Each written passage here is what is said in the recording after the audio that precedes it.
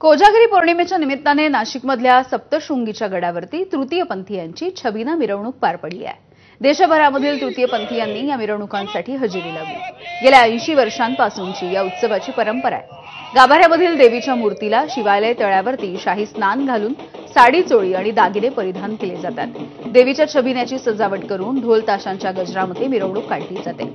हा सोहळा बघण्यासाठी सप्तशृंगी गडावरती भाविकांनी मोठी गर्दी केली।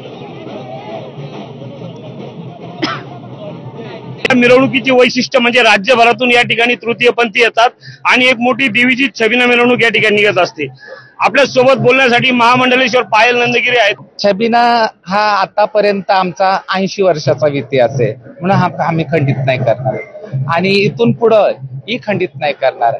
म्हणून आम्ही आजपर्यंत ज्या देवीचे अभिषेक अलंकार हे असतात छबिन्याला, ते सगळं सादर करून आणि हा छबिना पार करतो आणि त्यांना ध्वज लावतो। आमची समीकरण असं आहे की ना कोजागिरी हे तर पहिलं पण सांगितलेलं आहे मी आणि आताही सांगते की ना कोजागिरी कोण जाग आहे, म्हणून आईनी सगळ्यांना आवाज दिला होता। तर कोणीच नव्हतं तिथं, नर नारी कोणच नव्हतं, फक्त तृतीयपंथी होते म्हणून आई बोली तुम्ही हे का। पण त्या तृतीयपंथ्यांनी आईला घेऊन तळ्यावर गेले, शिवतलावर। तसं आज जसं आम्ही तिला अभिषेक घालतोय तसंच त्यावेळेस किन्नरांनी अभिषेक घालून हे करून तिचा जय जयकार करून ही कोजागिरी संपन्न केली।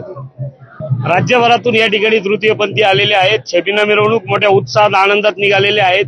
या ठिकाणी महामंडलेश्वर पायलगिरी नंद यांनी राज्यालाही सांगितलं आहे की या सर्व शेतकऱ्यांना मदत करा। या हिशोबाने यांनी एक निरोप पण दिलेला आहे आणि सर्व प्रजाजन हे सुखी ठेव असा आशीर्वाद देखील त्यांनी या ठिकाणी दिलेला आहे। संदीप जेजुरकर, एबीपी माझा, सप्तशृंगगड, नाशिक।